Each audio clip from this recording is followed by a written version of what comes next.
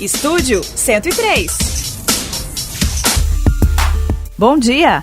Está no ar o Estúdio 103. No programa de hoje vamos falar sobre longevidade. Segundo o IBGE, a expectativa de vida do brasileiro é de 76 anos. No entanto, estudos demonstram que em condições ambientais ótimas e tendo comportamentos saudáveis, o tempo médio de vida pode chegar a 85 anos. Mas como envelhecer com saúde? Para responder essa e outras perguntas, eu recebo o médico geriatra e professor do curso de medicina da Uniderp, Marcos Blini. Bom dia, Marcos. É um prazer te receber aqui no Estúdio 103. Bom dia, Isabela. Eu que agradeço o convite. Muito bom estar aqui para falar um pouquinho com vocês com a questão do envelhecimento, da área de atuação do geriatra. Bom, Marcos, eu já começo te perguntando, como envelhecer com saúde? Isso é uma coisa que muita gente me pergunta, né? O pessoal da população em geral, quando eu vou dar entrevista, mesmo meus pacientes, familiares, amigos, né?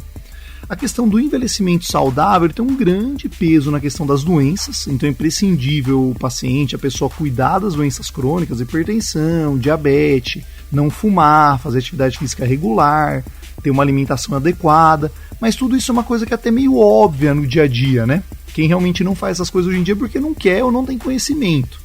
Então é uma coisa que é muito do mesmo que grande parte dos profissionais de saúde falam. Mas eu, como geriatra, sempre acrescento, além desse cuidado com a saúde, a questão do envelhecer ativo. Então uma coisa que é crucial para a gente envelhecer bem é a gente se manter ativo. Então vocês podem ver por artistas, políticos, pessoas da mídia, quem envelhece bem normalmente são pessoas que estão muito ativas. Então que trabalham ou estão em algum voluntariado, têm alguma função social muito importante, estão na frente das suas finanças, muito ativos na sociedade. Então aquela coisa de aposentar e não fazer mais nada, ficar só em casa e delegar as coisas complexas para os filhos, isso é uma coisa que acaba tendo um envelhecimento muito ruim, porque o corpo, o cérebro, a questão mental, psíquica fica muito hipoestimulado e o paciente tende a evoluir mal, a envelhecer mal. Então uma grande chave do envelhecimento saudável, de envelhecer bem, é realmente se manter ativo. E tem um olhar até da questão do preconceito com o envelhecimento, não se enxergar idoso, como as pessoas falam, mas se enxergar um adulto mais velho e seguir a vida normalmente, sem colocar uma data, um prazo de validade na vida, porque a gente não sabe quando vai chegar a nossa hora. E tanto é que tem muita gente hoje em dia com mais de 90 que estão bem, né? E essa é a nossa meta, é o que a gente deseja. E agora falando sobre saúde mental, qual a importância da saúde mental para se viver mais e bem? E que tipos de ações são importantes para a pessoa idosa se manter bem e ativa? Isso é uma coisa que é inerente. É impossível uma pessoa se manter ativa do ponto de vista social e físico se ela não estiver bem da saúde mental. E tem correlações desde a juventude. Então tem estudos e diversas evidências que mostram pra gente que mesmo pessoas que têm transtornos mentais desde jovens têm uma tendência de envelhecer pior. E isso provavelmente tem a ver com baixo estímulo. Então a pessoa fica um pouco mais isolada da sociedade, não tem tantas experiências, não viaja, não tem tantas amizades, o círculo social é menor. Então tende a pessoas com transtornos psiquiátricos terem um envelhecimento mais complicado, até aumentando a chance de demência. E o contrário é verdadeiro.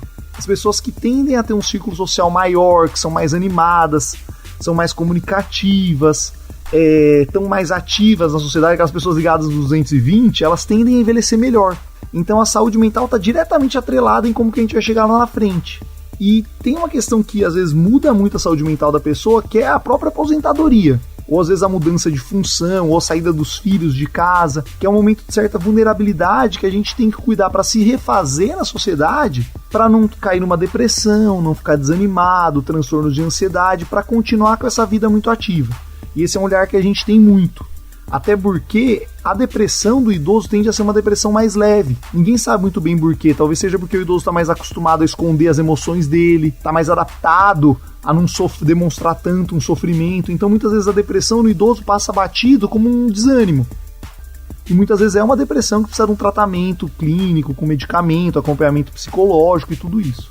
E falando sobre a área da geriatria, qual o papel do geriatra na promoção da longevidade com qualidade de vida, Marcos? Isso é uma coisa que quase todo mundo me pergunta. Quando que entra o papel do geriatra na assistência do idoso, né? O geriatra, para começar, ele é um médico generalista. Então a gente faz o mesmo trabalho de um clínico, de um paciente, um médico de clínica médica, um pediatra, um médico que vê o paciente como um todo, um ginecologista. Só que a gente vê como um todo o paciente idoso. Então, por mais que todo geriatra realmente que tem o registro especialista tem que fazer clínica médica antes, então, por exemplo, eu sou especialista em adulto e em idoso.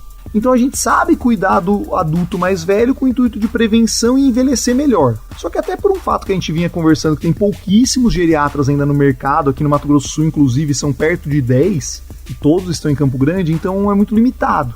Então eu sempre comento que para mim o geriatra é o especialista do grande idoso. Então, no meu ver, todo paciente acima de 80 anos deveria ter um geriatra. E também a gente serve muito como gestor da saúde do idoso. Então aquele paciente tem várias doenças, vários médicos, um médico fala uma coisa, outro fala outra. A família não tem um médico de confiança para tirar essa dúvida do que fazer. O geriatra entra muito bem nesses casos. Então, por mais que muita gente fala que o geriatra é o médico da prevenção, com certeza a gente é. Mas a gente faz muita diferença nesse idoso que, entre aspas, está envelhecendo mal ou está com muita idade, porque realmente os outros médicos têm uma certa dificuldade de cuidar. Porque a assistência do idoso é uma assistência muito individualizada, é uma coisa muito de experiência, os artigos científicos não conseguem englobar muito bem esse público. E aí entra a expertise do geriatra. Marcos, muito obrigada pela entrevista. Eu que agradeço mais uma vez o convite, sempre bom falar desse tema que eu gosto tanto, né, que eu gosto muito de ser geriatra, e precisando fico à disposição.